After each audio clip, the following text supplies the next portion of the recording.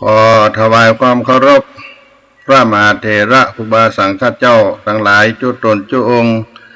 เจริญสุขเจริญธรรมมหาอุลศรัทธาสาธุชนพุทธบริษัททั้งหลายที่ได้เปิดวิทยุสดับรับฟังธรรมะตั้งสถานีวิทยุวัดฝ่ายหินมหาวิทยาลัยเชียงใหม่ในคลื่น FM 104.50 เมกะเฮิรตซ์หรือเครือข่ายอื่นๆทั้งทีวีออนไลน์วัดฝ่ายหินเพจ Facebook ต่างๆวันนี้สาระธรรมวัดสลีโสดาพระอารามหลวงอัตมภาพท่านพระครูปัญญาสังฆการหรือท่านพระครูพรหมินทร์ผู้ช่วยเจ้าอาวาสวัดสลีโสดาในนามคณะสงฆ์วัดสลีโสดาพระธรรมจาริกได้มาพบกับท่านทั้งหลายสาระธรรมเมื่อค่ำยามเย็นวันนี้ในวันอังคารที่12เมษายนพุทธศักราช2565เดือน7เหนือออก11ค่ำในวันนี้ได้มาพบกันท่านสาธุชนทั้งหลายช่วงนี้ก็เข้ามาสู่เทศกาลมหาสงกรานต์ล้านนาปีใหม่เมืองมาลอดมาถึงเติงเฮาท่านทั้งหลายในวันพรุ่งนี้ก็เป็นวันมหาสงกรานต์เข้าสู่ปีใหม่ของคนล้านนาประเทศเฮาล้านนาไทยเฮาประเพณีปีใหม่เมืองนั้นจะอยู่ในเดือนเมษายนหรือเดือน7เหนือเป็นประเพณีที่เปลี่ยนศักราชใหม่ให้โอกาสเฮาท่านทั้งหลายได้มีสมาชิกในครอบครัวได้อยู่ร่วมกันได้มีโอกาสที่ได้สร้างสมบุญบารมีให้ทานรักษาศีลประพฤติปฏิบัติในด้านจิตใจและก็เป็นประเพณีที่แสดงความกตัญญูต่อผู้มีพระคุณพ่อแม่ปู่ย่าตายายครูบาอาจารย์ทั้งหลายตลอดถึงบรรพชนบรรพบุรุษที่ได้ล่วงลับดับขันไปก็มีการส่งน้ำพระเจ้าดำหัวครูบาสังฆะผู้อาวุโสมีการรดน้ำให้จุ่มให้เย็นขอพรจากผู้อาวุโสพ่ออุ้ยแม่ม่อนผู้มีพระคุณต่าง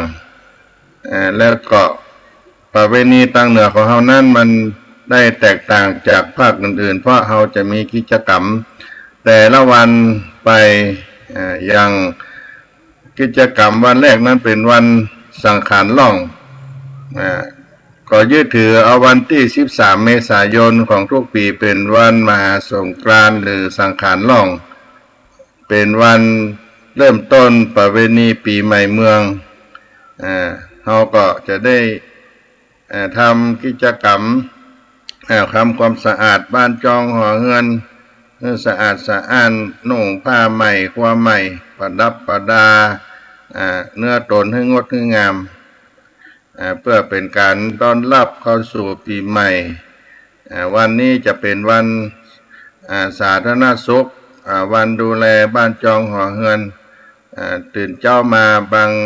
ที่บางแห่งเราจะได้ยินเสียงปืนเสียงประทัดบอกทบยิงขึ้นไปเพื่อขับไล่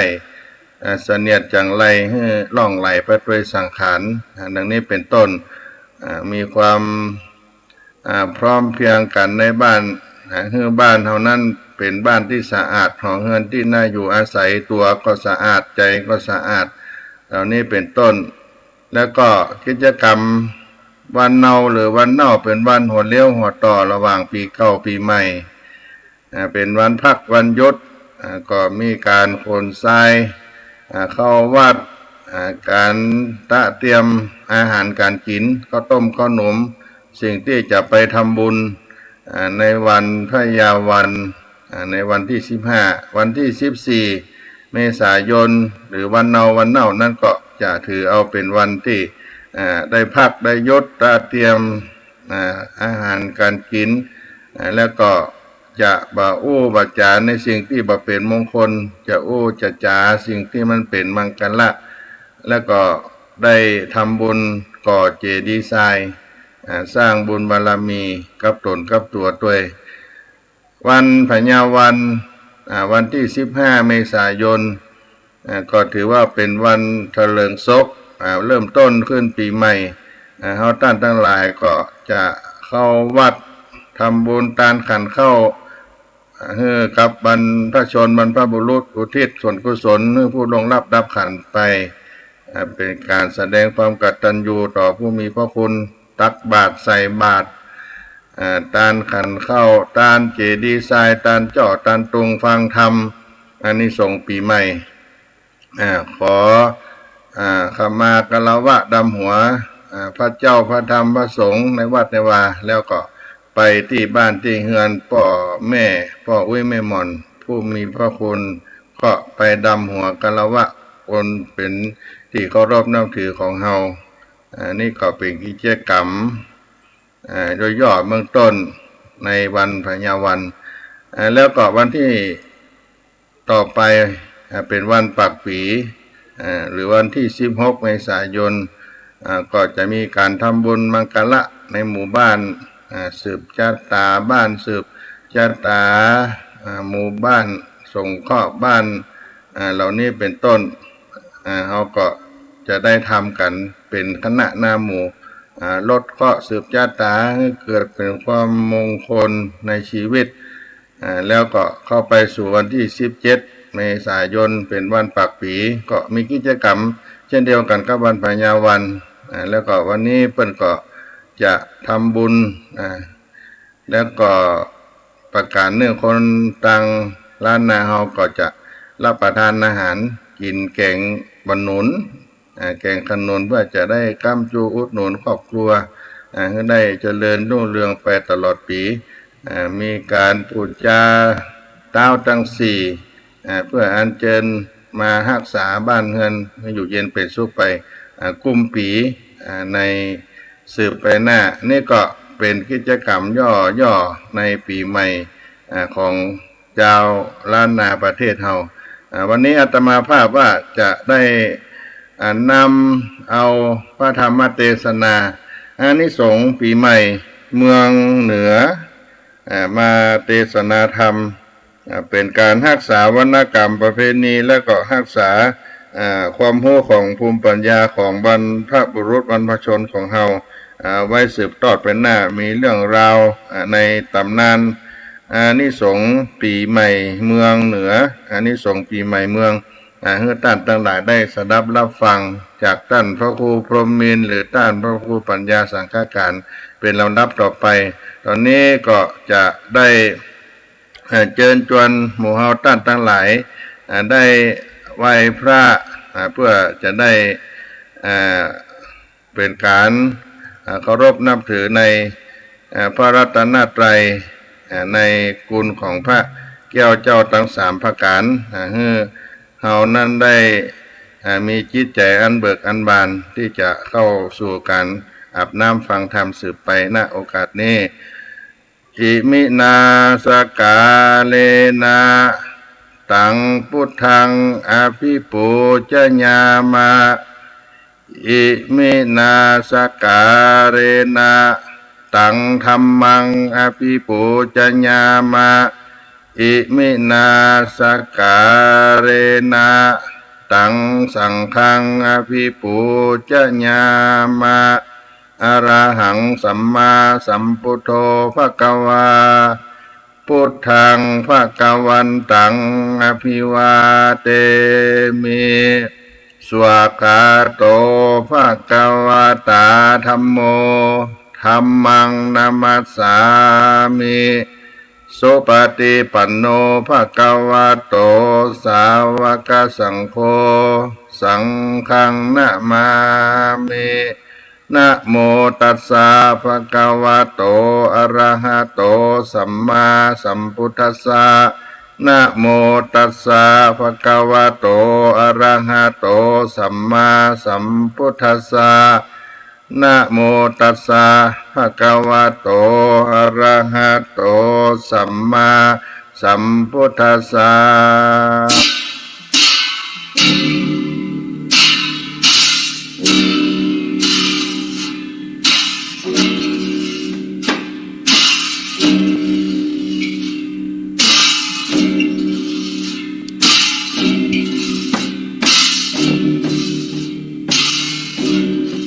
ส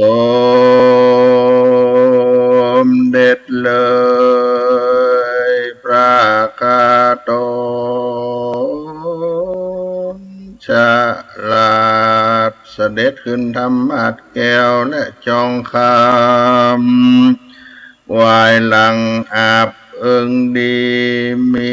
รัศมีงามอยู่ย้อยแย้มส่องฝ่ายแก้มเพียบผิวคำผู้กาขอระบำธรรมจิมพระอยู่จองจ้องขอพระคาอย่าเก่งกามขอเทศนาธรรมเทศปองรู้แจ้งเจตใจจงตาวันโลต่ำค่ำไปแล้วพระสุริยามารับเลี่ยมเขาแก้วยอดยุกันทรยอบานมก้อนกลมไก่กล้าวขออาราธนาสวาธุเจ้าเทศนาธรรมอนุกรรมปิมังปะจังอาราธนังกโรมา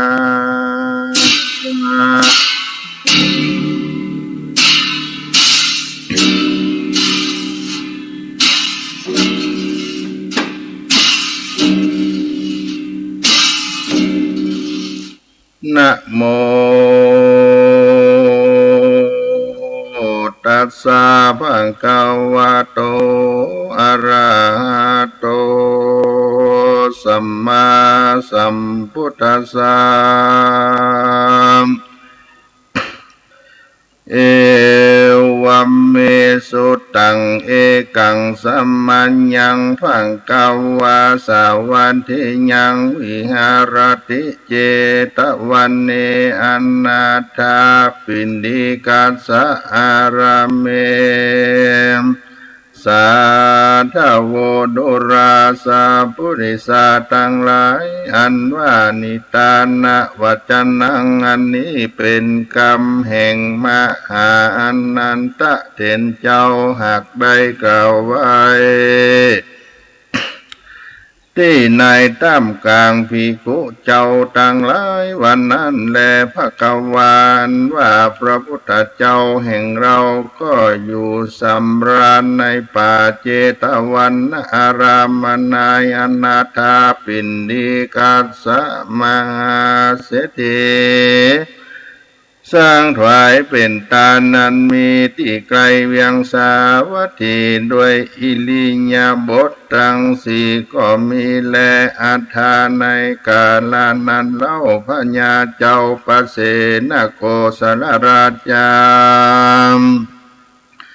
ก็ปาเสนาและอามาตย์ทั้งหลายเข้าไปสู่ในที่อยู่พระพุทธเจ้าก็ไว้สาถามพระพุทธเจ้าว่าพันเตภควาข้าแต่พระพุทธเจ้าอันว่าพระสุริยาติดอันตั้งอยู่ในราศีเมษนั้นพ้อยเสด็จไปสู่ยังราศีเมษนั้นเล่าอันอาจารย์โหราเจ้าทั้งหลาย หากได้กฎหมายไว้ว่าเป็นวันสังขารล่องและนาเตจันนาอันว่าคนต่างหลายยิ่งใจลังพ้องก็เป็นเปียที่เจ็บไข้ป่วยกันมากนักลังพ้องก็ได้ตาย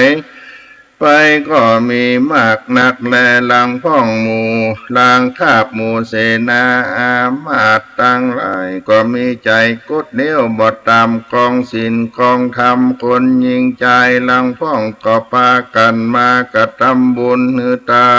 นรักษาศีลฟังธรรมกันมากนักก็มีแลยังจังมีพลานิสงส์เป็นดังเลอจาเมื่อนั้นพระพุทธเจ้าก็เทศนาว่าดุรามาราชอันว่าปุกละยิ่งใจฝูงใดก็ดีกันว่าถึงปีใหม่มาลอดแล้วก็ได้อาบน้ำจำละเหงื่อใครแห่งตนแล้วก็ไปผสมจุ่มนมกันในวัดวารามมีน้ำอบน้ำหอมสุขันโธทากาอัมพิโลทากาเขาตอกดอกไม้ไปนบน้อมขับไว้สักการะปูจายังพระพุทธเจ้าพร้อมกับตังภิกขุเจ้าต่างหลายดังอันก็จังมีพละอานิสงส์กว้างขวางมากนักแลปุกาละผู้นั้นก็อาจกำจัดเสียยังเปียที่โลกาแก่ข้อเกณฑ์เวนอุบาททั้งมวลจังในอยู่สุขสำราญบันใจจูเมื่อจันแลเมื่อนั้นปัญญาปาเสนะโกสารราจาก็ยอมือสาขับไว้ถามพระตนเกี่ยวแก่นไทยพระพุทธเจ้าว่าในเมื่อพระสุริยาติดย้ายเข้าสู่ราศีเมษแล้วดังอันว่าคนต่างหลายหลังพ้องก็ตายกันเขาอยากน้ำลังพ้องก็อยู่สุขสำราญบันใจมากนักลังเตื้อบ้านเมืองก็แห้งแล้งฟ้าฝนบ่ตกต้องตามฤดูกาลลังเตื้อไฟก็ไม่บ้านไม่เมืองได้สิบหายก็มีแลที่นั่นเป็นด้วยเหตุต่างเลือจาเมื่อนั้นพระพุทธเจ้าก็กล่าวว่าดุรามหาราชกันว่าสุริยาทิเตวพุทธเจ้าได้ย้ายจากราศีมีนเข้าสู่ราศีเมษตั้งอันอาจารย์เจ้าโหนโลกกล่าวว่าสังขารล่องว่าอันแลมกันว่าปีใดสุริยาเทวบุตรนั่งไปดังอันเมื่อนั้นคนต่างหลายจากมักกันเขาอยากน้ำการมากนักแลกันว่าปีใดสุริยาเทพบุตรนอนไปดังอันเสนามาตั้งหลายย่อมมีใจกดเลี้ยวแก่เต้าพญาไฟจัดไม่บานเมืองโดรามหาราชกันว่าปีใดสุริยาเทพบุตรยืนไปดังอันคนต่างหลายยักอยู่ดีมีสุขมากนักบ่อยากจะแลที่นั่นจังเล่าถึงวันสังขารล่องก่อนแลกันว่าสังขารล่องไปวันติดขี่นาคไป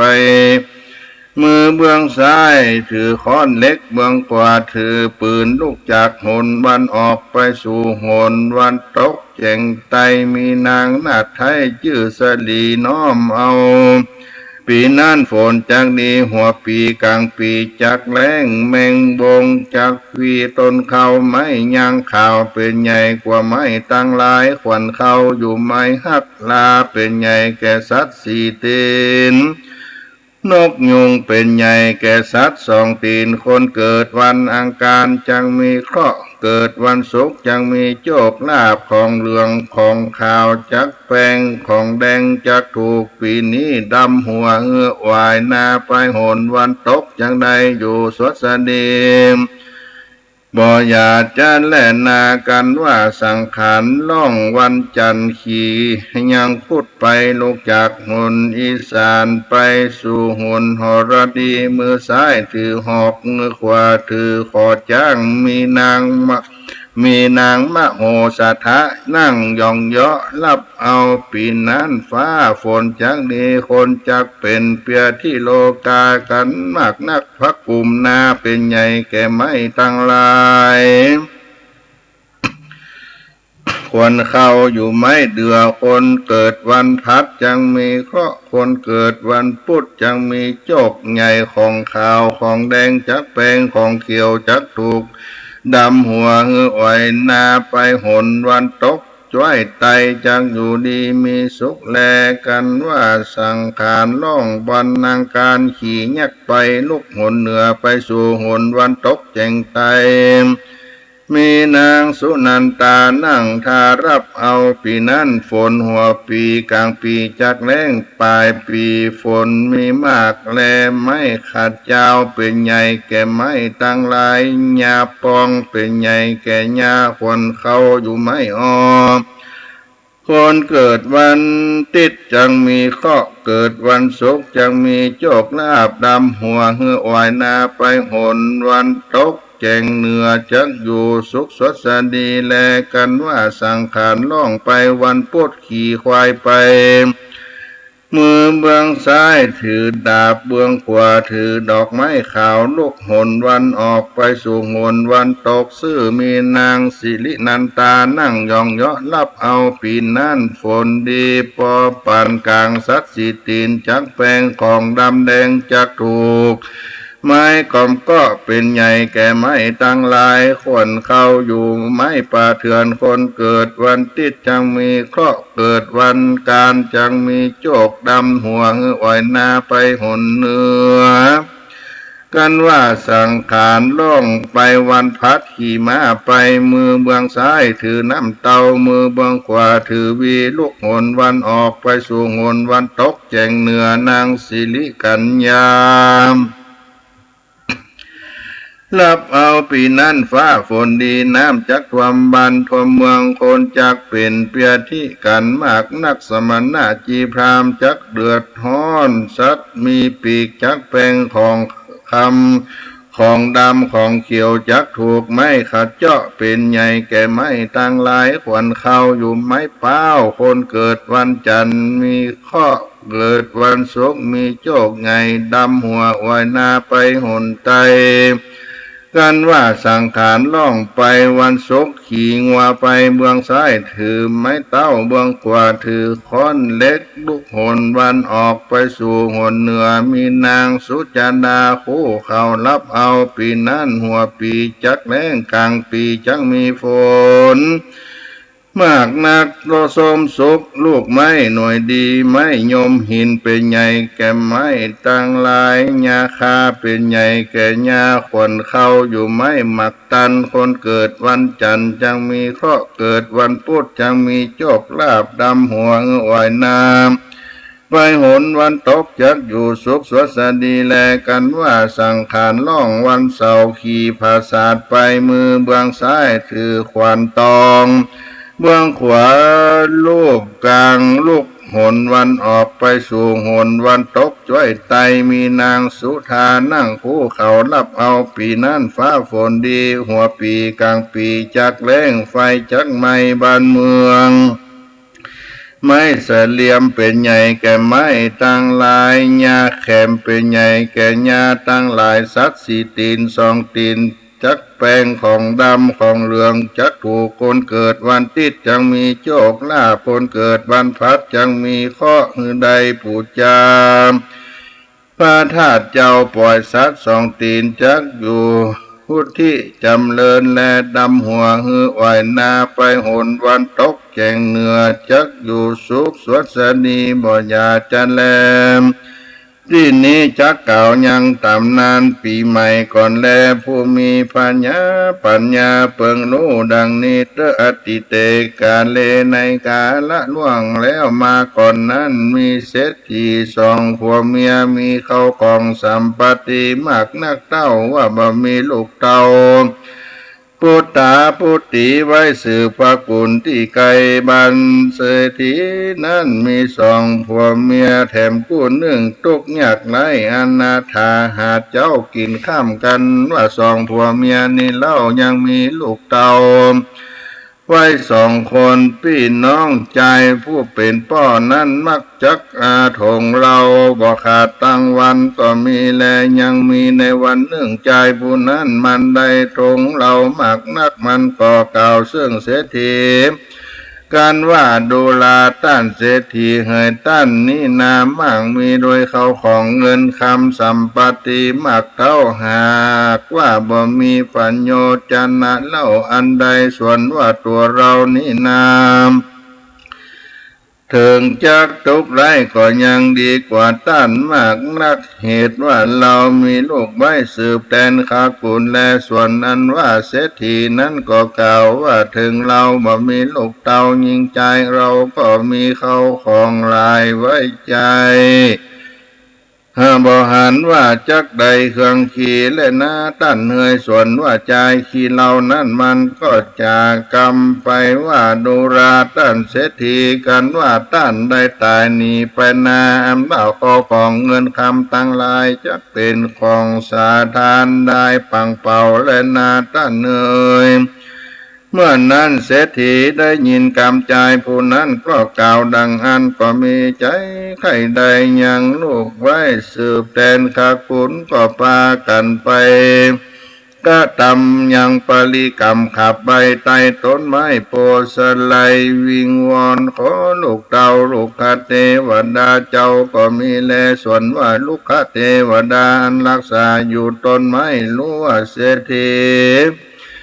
มีศีลมีธรรมบอกขาดต่างอันก็ไปจะบอกเล่าต่อตนเต้าอินตาเจ้ารู้จุปาการส่วนว่าพญาอินตารู้แล้วก็บอกส่วนว่าพญาอินตารู้แล้วก็บอกจ้ารีบเสด็จไปไวขอเทพบุตรเจ้าตนมีบุญลงมาเกิดเอากำเนิดในท้องนางเศรษฐีการว่า10 เดือนมีมาลอดแล้วเล่านางก็พาสูนลูกเต่าเป็นใจพ่อแม่จริงได้ใส่ชื่อหมายไว้ว่าธรรมปาละอาจารย์เจ้าตั้งหลายกล่าวไว้ว่านามนี้เป็นผู้รักษาธรรมก็เพื่ออันแลในกาละไปนาเจ้าธรรมปาละนั่นก็ได้เรียนยังสัพพะสิปากุลอันสิปากุลตั้งหลายอันเจ้าธรรมปาลานั้นมีปัญญาองค์อาจจบฉลาดทลายเปตตังมวลและสมถะรู้ยังเสียงสัตว์ต่างๆนานาได้จะแลตาในกาละนั้นเล่ายังมีมหาพรหมเจ้าชื่อว่ากัปปิลาพรหมตนองค์อาจรู้ว่าเจ้าน้อยหน้าธรรมปาละกุมารมีปัญญาจังคารจบฉลาดเท้าตนองค์อาจก็มาอิจฉาขอให้มากนักก็รีบเสด็จมาสู่ยังที่อยู่ธรรมปาละบ่จาก็เอ่ยถามยังเปศนาว่าดูลาธรรมปาละกุมารเฮยหนุ่มเนาเรารู้ว่าเจ้านั้นมีปัญญาฉลาดเห็นนั้นเราใครถามยังเปศนากันว่าเจ้านี้เล่าสมถะแก่ใดเรานี่ใส่จังตัดหัวเราขาดกันว่าเจ้านี้บ่อาจจะแก่ใดยังปริศนารอด7 วันมาไว้แล้วดังอันพอเจ้านั่นเที่ยงจะขาดตายเป็นผีอันว่าปริศนานั้นมีดังเดินเล่าก็ถามว่าคือยามเจ้าสิริมีราศีคนเราอยู่ที่ในบททัดไปยามกลางวันสิริอันว่าราศีคนเราอยู่ที่ไหนบทวัน3ไปว่ายามค่ำนั้นเล่าสิริราศีแห่งคนหนุ่มเทาตั้งหลายอยู่ที่ใดนั่นจากันว่าเต้ากัปปิละมาพรหมจากล่าวแล้วก็เสด็จ กาดแก้วหายไปก็มีแลที่นั่นธรรมาปาละกุมารนั้นเล่าได้ฟังปริศนาแห่งกัปปิลพรหมเจ้าไข่ปันก็มีใจตันกิจจ้อมเหตุว่าบ่อาจจะแก่ยังปริศนานั้นใดถ้าหลับต่อเต้าดารอด7 วันค่อยตึงตันมาทำมาปาละนั้นนาเกิดสันใดก็บ่ออกเป็นดังมีนามมายอกหัวใจเจ้าก็รีบปราไกไปอยู่ที่ต้นไม้โพสไลกูใหญ่หลวงอันเป็นที่อยู่สร้างแห่งสกุลนาทั้งหลายก็มีแลที่นั้นมีนกหัสดีลิง2 ตัวผัวเมียตัวใหญ่แต่มีงวงงาดังจ้างก็มาอยู่สร้างในหังมันที่นั้นนกตัวนั้นแม่ก็จากกรรมไปว่า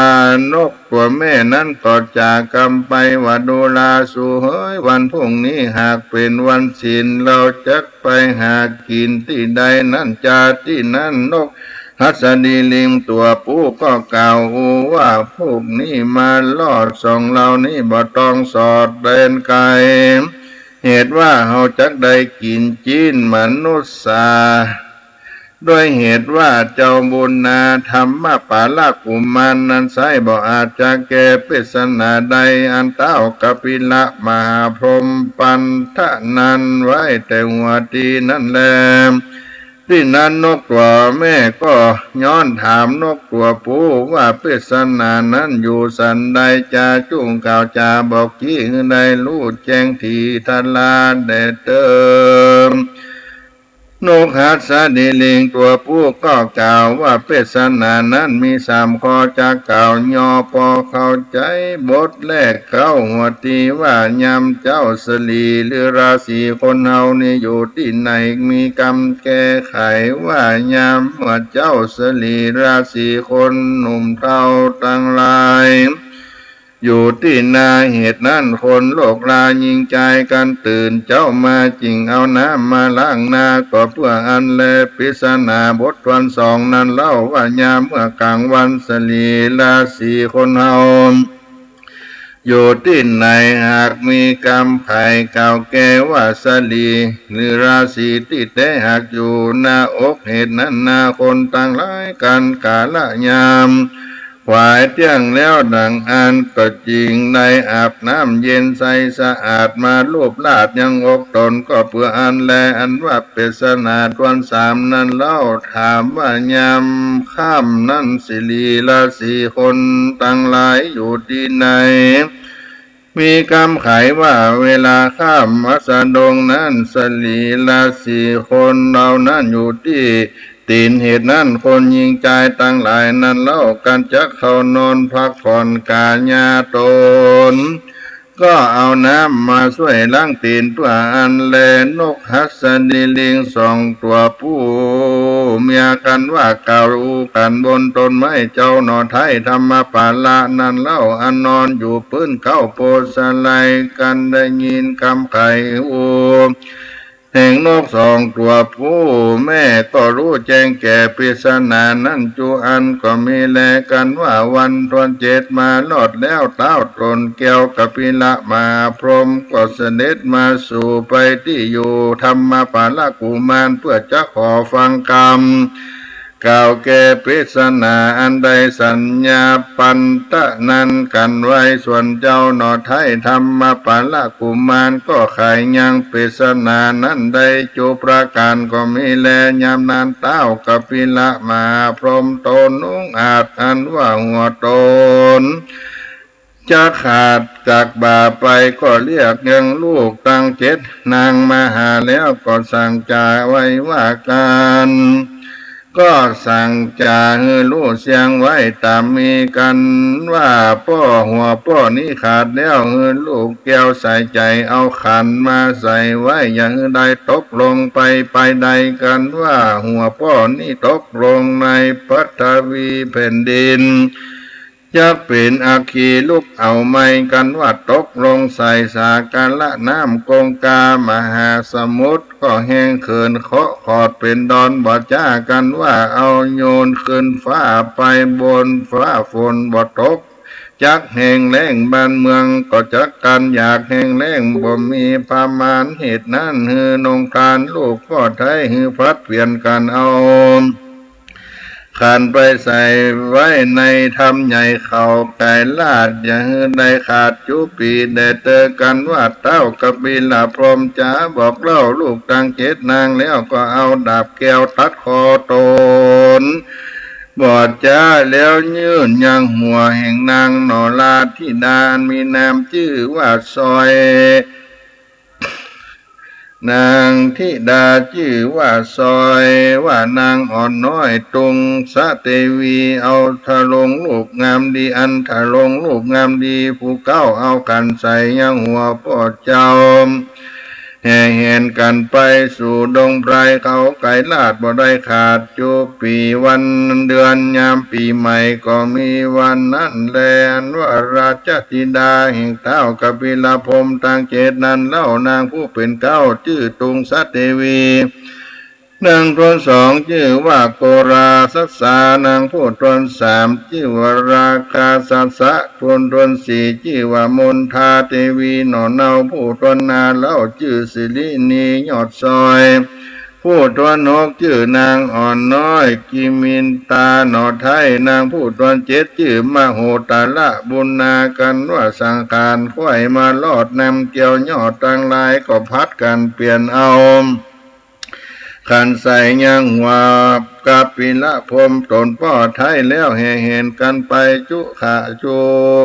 บอกขาดโจปีก็มีแลนาที่นั่นจักกาเล่าถึงยังนิมิตเสียงเทวดาเจ้าตั้งหลายหากสำแดงแก่โลกตั้งมวลโดยเสียงฟ้าร้องก่อนแลผู้มีปัญญาเพิ่งรู้ดังนี้เตอคือได้ฟังไปคือตัวติสาตั้งเดือนห้าออกห้าค่ำไปถึงเดือนหกเป่งพี่ว่าฟ้าร้องหนปุบฟ้า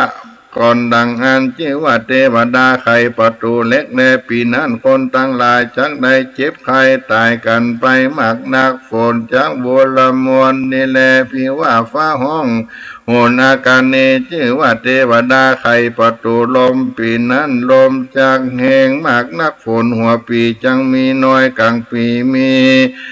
ดีมากนักพี่ว่าฟ้าห้องหนตะกีนาชื่อว่าเทวดาไขประตูไฟปีนั้นฟ้าฝนดีปานกลางแลกันว่าฟ้าห้องหนนรดีชื่อว่าเทวดาไขประตูหินปีนั้นฝนจักตกลง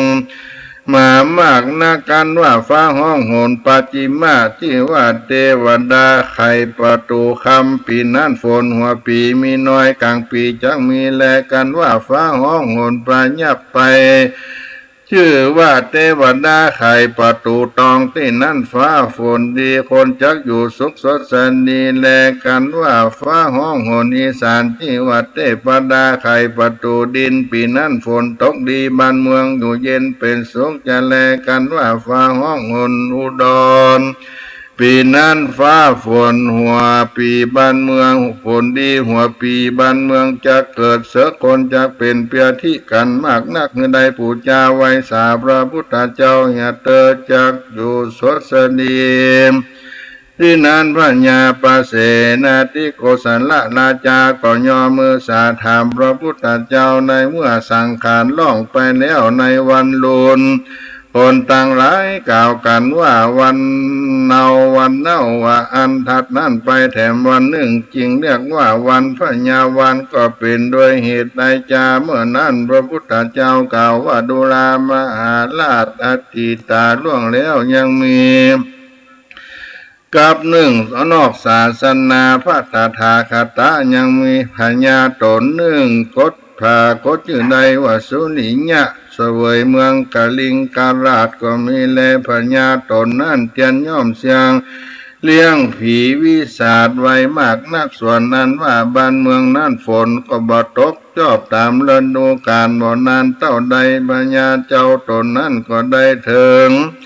ซึ่งตายไปก็ได้เป็นเพศหัวกุดหัวดวนอยู่นอกขอบฟ้าจักรวาลนั่นแลส่วนว่านางเทวีตั้งสองนั่นบ่นานนักเท่าใดก็ตายไปแต่เล่าก็ได้ไปเกิดเป็นเพศอยู่ขอบฟ้าจักรวาล ที่เดียวกับพญานั่นแลนางเพศทั้งสองกานั่นกันว่าหัวมันใส่พญาอันเป็นผัวตนได้ก่อนนั้นก็พากันเล่นเข้าไปสวมกอดเอาพญาอันเป็นผัวเพศหัวกุดกอดอยู่เต้าใดก็บ่ได้เห็นว่าหัวมันกุดนั่นแลในเมื่อกาลาลอดวันปีใหม่สังขารล่องไปแล้ววันลนนั้นเล่านางหนอนเอาต่างสองก็พากันเอาน้ำมาหดช่วยยาช่วยล้างยางหัวพันยาเป็นเพศหัวกุดนั้นด้วยอันเน่าเหม็นก็หายแล้วเล่านางผู้เป็นเมียเก้าก็สวมกอดอยู่อันแลอันนี้แลเหตุเก้าเงามีมาคนต่างหลายชื่อว่าเป็นวันเน่าก็เพียอันแลดูลาพญาเจ้ากันว่าวันเน่าล่วงไปแล้วลอดวันโลนแถมเล่าคนต่างหลายกล่าวว่าเป็นวันพญาวันเหตุว่าสุริยะพระอาทิตย์เทวบุตรเจ้าย้ายราศีมีนเข้าสู่ราศีเมษคนต่างหลายลังพ้องก็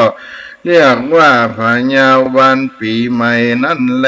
ที่นั่นพญาประเสนาโกศลราจาก็ถามพระพุทธเจ้าในกาลปีใหม่มาลอดแล้วคนต่างหลายยิ่งใจ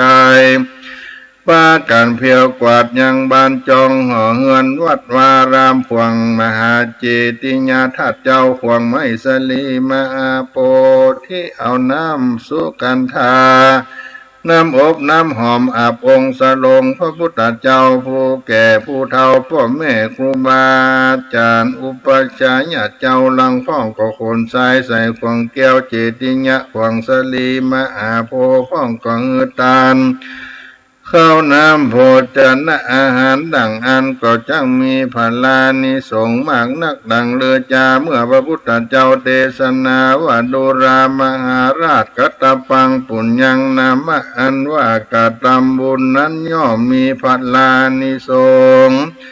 มากนักแก่ผู้ใดกระทำแต่แลกันว่าปีใหม่มาลอดใดคนใส่ใส่วัดวารามใดปล่อยสัตว์ก็ดีจักมีพลานิสงส์มากนักเป็นดังอุปตินิตานาล่วงแล้วมายังมีใจทุกขตาผู้หนึ่งทุกยากไร้เต้าว่ามีศีลธรรมบ่ขาดแดยังมีในวันหนึ่งนั้นเจ้าใดไปสู่ป่าเพื่อเสาะสอดหน้าหายังปาลาลูกไม้ก็ได้หันยังทรายขาวก็มีใจโจมชื่นยินดีได้ก่อเป็นเจติญะว่าลูกกะทรายงามบ่เศร้าแล้วก็ได้เอาผ้าเขียนหัวตนนั้นเล่ามาแปลงเป็นจอดตรงใจอธิษฐานกันว่าได้เกิดในชาติใดไปนาขอฮือข้าได้เป็นพระเจ้าได้ถลัดลูกมาโพดโลกสงสารได้เตออยู่มาบ่นานเท่าใดแต่เล่ารอดอายุแก่เท่าก็ได้ตายไปจากเมืองกลก็ได้เอาตนไปเกิดในห้องฟ้าเลิศเมืองสวรรค์ไปลุนมาบุญนั้นทรงอยู่ได้เกิดมาเป็นตนโกภัตถากัตตานีก็เพื่ออันแลดูลามหาราชอุกละยิ่งใจฝูงใดได้ปล่อยสัตว์ตั้งหลายดังอันก็ดีก็จักมีพลานิสงส์มากนักเป็นดังเมื่อก่อนท่านยังมีสามเณรชื่อว่าติสะเป็นลูกศิษย์พระมหาสารีบุตรเห็นเจ้าในวันหนึ่งนั้นมาเต็นเจ้าก็ได้เข้ายังนิโรธฌานสมาบัติเล่ารู้ว่าเนนหนุ่มเนาจะได้เกิดถึงเติงกาละดับขันธะรวน7 วันมาเป็นหม้อประมาณจริงเจงบอกเงิมรู้จุอันส่วนว่าสามเณรติสากันรู้ว่าโตนจักตายก็มีใจมองหมุนไม้ก็นบน้อมขับไว้ปูจาแล้วอำลามหาสารีบุตรเห็นเจ้าเพื่อจักไปบอกเล่ายังพ่อแม่ตั้งสองเจ้าก็ได้เตียวลัดห้วยหนองน้อยใหญ่ก็ได้ไปหันใส่ปูปลาลายหลากอันอยู่ในหนองน้ำแห้งขอดมาจักใดดาตายเจ้ากับคันนิ่งหมายเกิดสอดว่าปูปลานี่จักใดมวยมอดดังตัวเล่าลาก็ได้เอาปูปลาไปปล่อยให้ได้พ้นจากตังกาดก้อยวำวายโดยอานิสงส์ต่างหลายอันพา เสริฐสามเณรผู้มีใจอันงามเลิศด้วยเมตตาก็ลวดพ้นจากมรณะกับมีกายาจมชื่นปีติตื่นใจบานก็มีแลดูรามหาราชเจ้าบุกาละยิ่งใจได้อาบน้ำอบน้ำหอมสละสลงองค์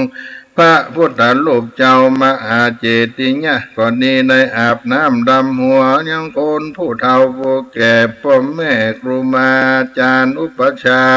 กับตังวงศาพี่น้องตั้งหลายที่ไว้ผู้มีศีลไว้รักษาบ่ขาดย่อมมีพลานิสงส์มากนักแม้นว่ายังใดตนเตียวไปมาในวัฏสงสารญาติใดก็ดีก็จักได้สุขสดสนีบ่ขาดบ่มีภัยยามาบังเกิดแก่ตนสาคาบจะแลกันว่าตายจากเมืองคนลุ่มไตก็จะเอาตนเมื่อเกิดที่ในห้องฟ้าเลิศกาเสมสีก็มีหันแน่นาที่นั่นพระญาปเสนาโกศลราชาได้รู้แล้วยังอานิสงส์ปีใหม่แก้วก็จมชื่นใจบานนามัสการกรมเก่าลาพระพุทธเจ้าขึ้นสู่ยังที่อยู่แห่งตนก็มีวันนั้นแลนาตมเหพระวันตาตั้นตั้งลายได้ฟังธรรมดวงงามพาเสดนี่แล้วจุงปากันทะลงจำที่ไว้แล้วคือปฏิบัติไปอย่าได้ขาดอย่าได้ประมาทตั้งตานรักษาศีลฟังธรรมไปใจก็จักได้เติงสุขสามประการมีพระนิพพานเป็นที่แล้วบ่อยากจะแลนามเนติตาขีญานกล่าวยังอานิสงส์ปีใหม่ก็บังกมสมเด็จเสด็จสาธุสาธุสาธุ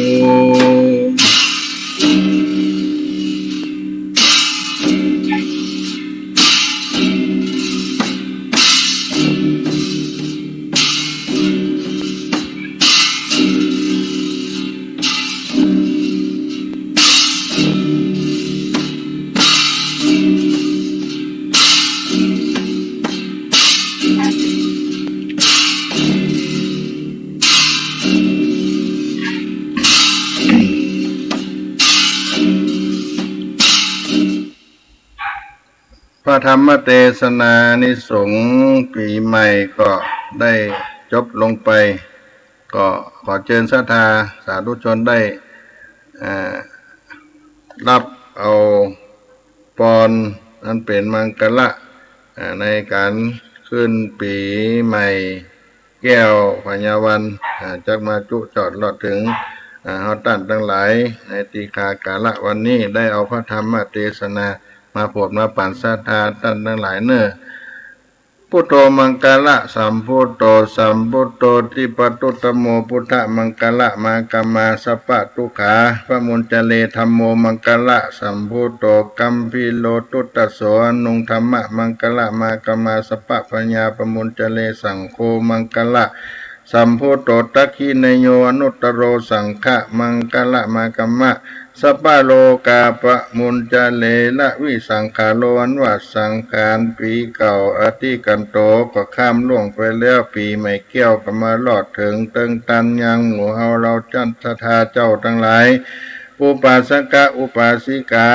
ทั้งหลายก็บ่ได้ละเสียยังจารีตกองแห่งอริยสัพพุริสะเจ้าทั้งหลายหักได้กระทำมาในตีฆากาละฝังก่อนบ่ได้ผ่อนเนื้อสูญหาย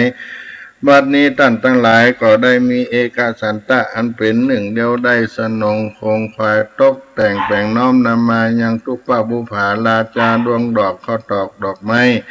ลำเตียนน้ำสุกันโทตกะอัมพิโลตกะน้ำขมิ้นสมปล่อย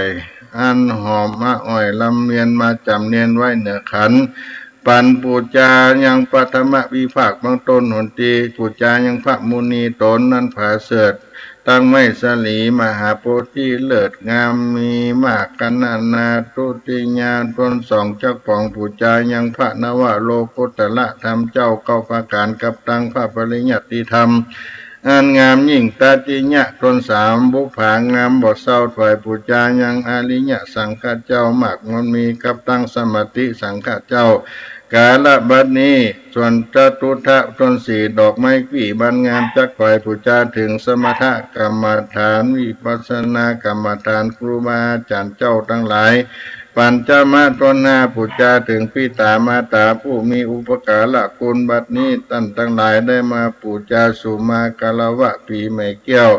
มาหลอดแล้วก็จักได้สลงคงไขอุติสาบุญไปหลอดไปถึงมุเตวบุตเตวดาอินตะปัญญาพรมจตุโลกาปวละทั้งสี่ที่จันนางการพุทธพัดสุขเสาลาหูเกตเจ้าและหมู่นักขัตเลิกเจ้าทั้งหลายขอให้ได้รับรู้อนุโมทนาซึ่งมูลศรัทธาตั้นทั้งหลายบัดนี้จักได้ผ่ายแผ่ไปถึงญาติกาพ่อแม่ปันธวงศาสัพพสัตนานามักมันมีขอให้ได้รับอนุโมทนาจมชื่นได้กัดตำบุญฮือตานในปีใหม่แก้วพญาวันมาหลอดมาถึงฮือตันทั้งหลายจงได้มีความสุขสดสดีจำเริญด้วยสติปัญญาเฉลียวฉลาดให้มีสุขสำราญบันใจมีมิตรแก้วสหายอันชอบประกอบด้วยศีลด้วยธรรมมีคนหักคนหมคนปิญะรักไข่คนปลาบาปไปอย่าได้มาประสบฮือได้พบกับนักผาดฮือได้รู้อาจในธรรมมีโลกโสภางามอย่าได้ตกต่ำแก่คนและเทวดาทั้งหลายปณิธานัตโตไม่ด้วยพระการฉันใดก็ดีทิฏฐิอันปีใหม่แก้วมาหลอดมาถึงนี้ก็ขอให้ได้สุขสามประการเหมือนกันจุผู้จุคนอภิวาทนาสีลิสานิจังพุทธาปัจจายโนจัตตาโลธรรมาวัฏันติอายุวันโนสุขังปะลังก็ขอล่ำลาสัทธาสาธุชนไว้เพียงตัวอีสุขดีมีใจจงมีแก่ท่านทุกผู้ทุกคนเนอ